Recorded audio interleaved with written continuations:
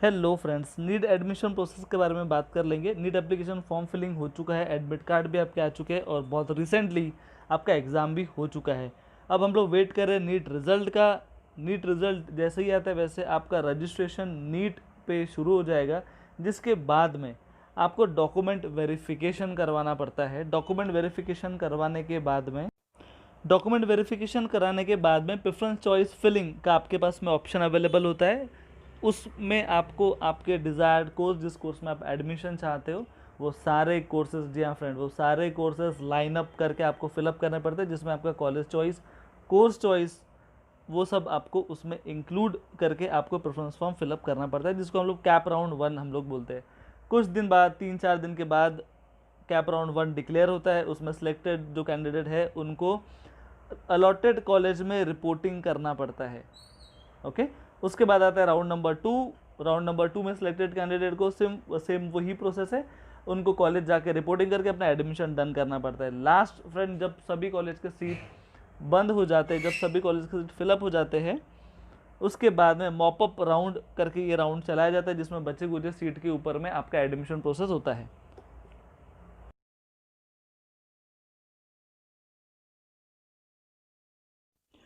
तो फ्रेंड, देख लेते हैं एडमिशन प्रोसेस के लिए आपको कौन से डॉक्यूमेंट्स रिक्वायर्ड है। आप इसको नोट डाउन कर सकते हो या आप अपने फ़ोन में इसका स्क्रीनशॉट ले सकते हो। सबसे पहले आपको एडमिट कार्ड लगेगा। उसके बाद में आपको लगेगा एप्लीकेशन फॉर्म, जब आप अप्लाई करते हैं पर्टिकुलर स्टेट का, जब आप अप्लाई करते हैं first time NTA NEET portal में, आपको उसका कॉपी लगेगा। नीट का मार्कशीट आपको लगने वाला है।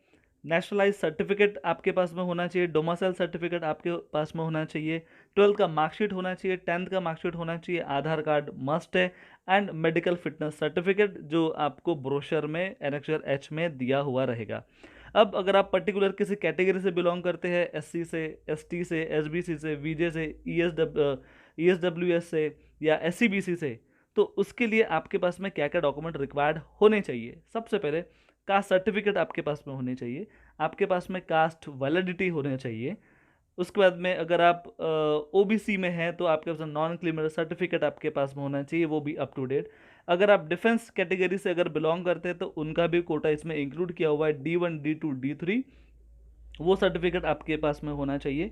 D3 पर्टिकुलर ट्रांसफर सर्टिफिकेट के लिए काम में आता है। एलिजिबल सर्टिफिकेट फॉर ईडब्ल्यूएस, अगर आपने ईडब्ल्यूएस का बेनिफिट लेना है तो आपके पास में ईडब्ल्यूएस का सर्टिफिकेट होना ज़रूरी है। MKB, इट मीन्स ये बॉर्डर डिस्प्यूटेड जो कोटा पर्टिकुलर दिया जाता है महाराष्ट्र में, उसका रिक्वायरमेंट होता है। उसके बाद अगर आप डिसेबिलिटी में अगर अप्लाई करते हैं, आपके पास में डिसेबिलिटी का सर्टिफिकेट होना चाहिए।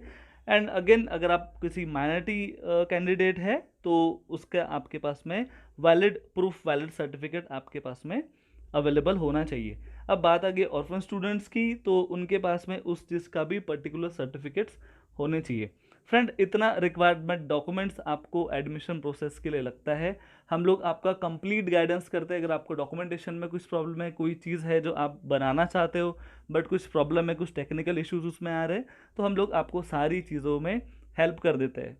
फ्रेंड, अब बात मुद्दे की है कि अब प्रेफरेंस फॉर्म फिलिंग आपको जो करनी है, उसके लिए आपके पास में बहुत कम समय बचा है ये डिसाइड करने के लिए आप कौन से कोर्स के लिए एलिजिबल हो पाएंगे, कौन सा कोर्स आप सिलेक्ट कर रहे हो। अगर फॉर एग्जांपल अगर आप MBBS के लिए सिलेक्ट अगर आप कर रहे हो, उसके अलावा अगर आपके स्कोर में वो कोर्स नहीं बैठता है, तो आपके पास में अल्टरनेटिव क्या ऑप्शन है।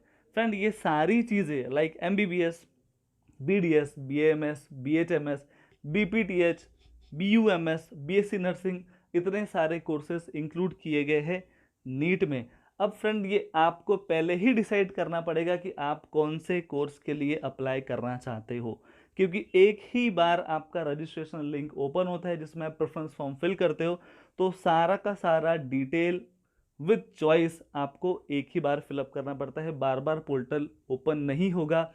या BDS के एप्लीकेशन के लिए, या BSc नर्सिंग के एप्लीकेशन के लिए, या BAMS के लिए, BHMS के लिए कोई अलग से पोर्टल रजिस्ट्रेशन में नहीं होता है। सारे कोर्स के रजिस्ट्रेशन एक ही पोर्टल में, एक ही प्रेफरेंस फॉर्म में आपको लॉक करने पड़ते हैं। तो फ्रेंड, आपके बजट फ्रेंडली कौन सा कॉलेज है, आपके बजट फ्रेंडली कौन सा कोर्स है, ये सब चीज़ों का डिटेल इन्फॉर्मेशन हम लोग हमारे काउंसलिंग सेशन में इंक्लूड करके देते हैं, जिसमें काफ़ी लिमिटेड सीट अभी बची है, ओनली सिर्फ 30 सीट्स वैकेंट है, जिसमें आपको रजिस्ट्रेशंस करवाने हैं as early as possible, first come first serve basis पे सीट अलॉट की जा रही है, जिसमें आपका कंप्लीट काउंसलिंग कराया जाता है। काउंसलिंग प्रोसेस में क्या क्या रहेगा जो अभी तक हमने डिस्कस किया वो सारी चीज़ें डिटेल इन्फॉर्मेशन के लिए हम लोग पीडीएफ डिस्क्रिप्शन में दिया हुआ है, उसके लिंक पे जाके आप पीडीएफ डाउनलोड करके एज अर्ली एज पॉसिबल अपना रजिस्ट्रेशन हमारे थ्रू करवा सकते हैं।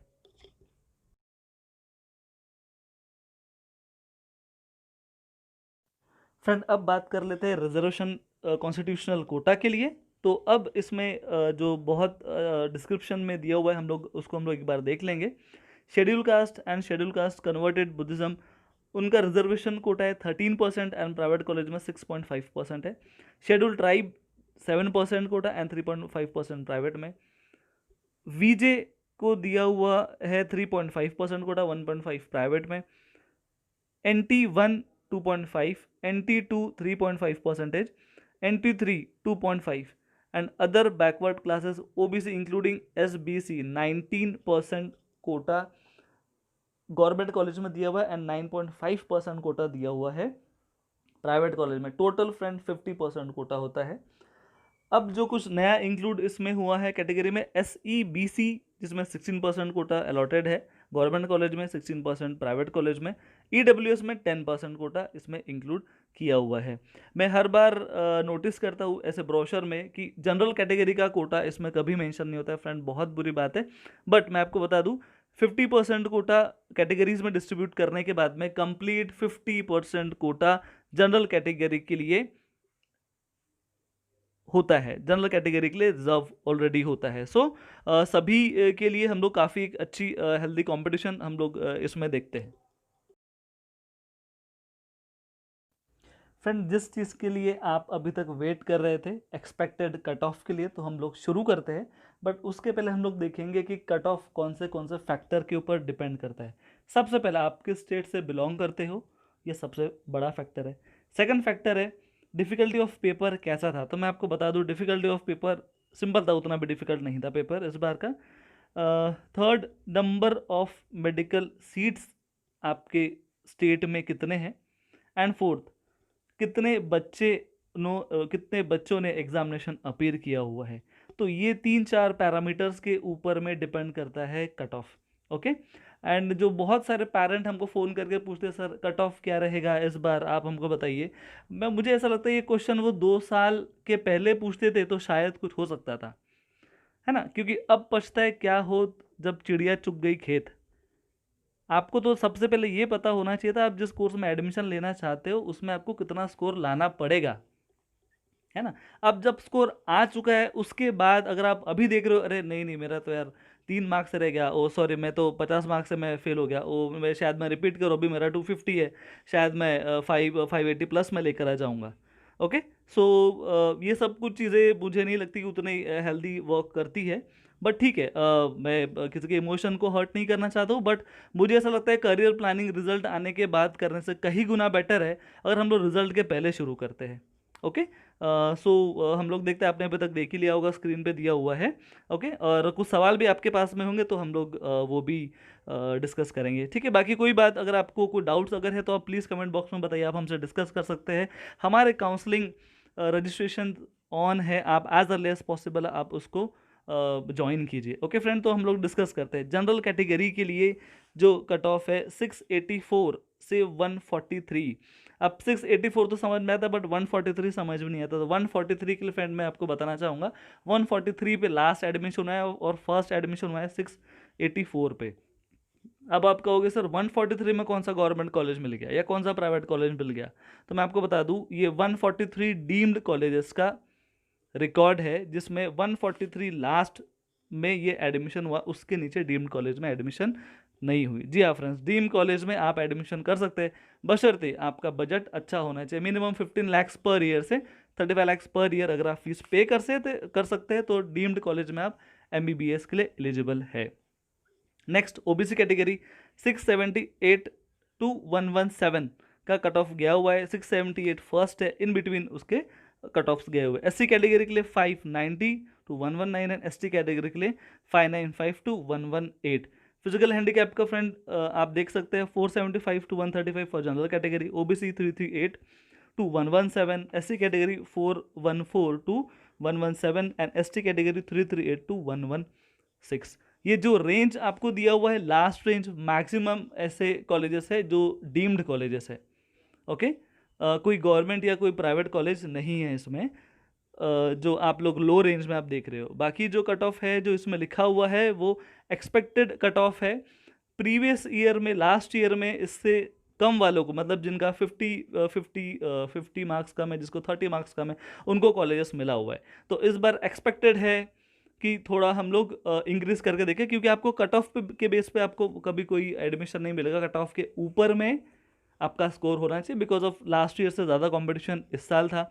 सीट्स उतना रैपिडली नहीं बढ़ते इंडिया में जितना रैपिडली स्टूडेंट्स अपीयर करते हैं एग्जामिनेशन के लिए। ओके फ्रेंड्स, तो वीडियो हम लोग कोशिश करते हैं छोटा करने की, बट इंफॉर्मेटिव वीडियो है तो थोड़ा लंबा तो होगा ही। ओके, सो हमारी काउंसलिंग सर्विसेज ऑन है, आप एज अर्ली एज पॉसिबल उसमें रजिस्ट्रेशन कराइए। एंड प्लीज़ मेरा रिक्वेस्ट है, आप अपना दांत का दर्द लेके किसी इंजीनियर के पास में आप मत जाइए, है ना। जैसे आप कोई भी काम आप प्रोफेशनल से कराने में आपको अच्छा लगता है, जिसमें श्योरिटी होता है कि वो काम हमारा अच्छे से होगा, वैसे ही ये सब चीज़ों में काउंसलिंग में एक काउंसलर आपकी हेल्प बहुत अच्छे से कर सकता है। अनलेस और अनटिल आप बहुत नॉलेजेबल है, बहुत अच्छी बात है, बट इतने सालों से नीट में जो चेंजेस हो रहे हैं या गवर्नमेंट जो सीटों में चेंजेस करती है उसका हमारे पास में रिकॉर्ड नहीं रहता, उसका हमारे पास में नॉलेज नहीं रहता है, बिकॉज ऑफ वो सारी चीज़ें वेबसाइट पे अपडेटेड नहीं होती है। और पेरेंट्स के लिए और स्टूडेंट के लिए बहुत मुश्किल होता है उसको अपडेट रहते हुए अपना प्रेफरेंस फॉर्म फिल करना। ओके फ्रेंड्स, तो ये सारे कंप्लीट गाइडेंस के लिए आप हमारा सर्विस ले सकते हैं। पेड सर्विसेज है, ओनली 10,000 रुपीज़ में हम आपका कंप्लीट डॉक्यूमेंटेशन प्रोसेस से लेके preference form filling and with all details हम लोग आपको हेल्प करते हैं। कॉलेज सिलेक्शन आपका कौन सा होना चाहिए, कौन से स्कोर पे आपके लिए कौन सा कॉलेज बेस्ट रहेगा, या कौन सा कोर्स हम लोग ले सकते हैं जिसमें करियर ऑप्शंस बहुत ज़्यादा ब्राइट है। ओके फ्रेंड, तो मैं ज़्यादा समय नहीं लूँगा, ये काफ़ी इन्फॉर्मेटिव वीडियो था। प्लीज़ आप इसको लाइक कीजिए, सब्सक्राइब कीजिए। ऐसे ही इन्फॉर्मेटिव वीडियो के लिए आपको कंटिन्यू नोटिफिकेशंस आने चाहिए। एंड प्लीज़ आप उन लोगों के साथ में ये सब्सक्राइब उसको शेयर ज़रूर कीजिएगा जिनको काफ़ी ज़्यादा ज़रूरत है। Okay friends, thank you. Video हम लोग कोशिश करते हैं बनाने की जो पेरेंट्स के लिए एंड बच्चों के लिए दोनों के लिए यूज़फुल हो। या थैंक यू।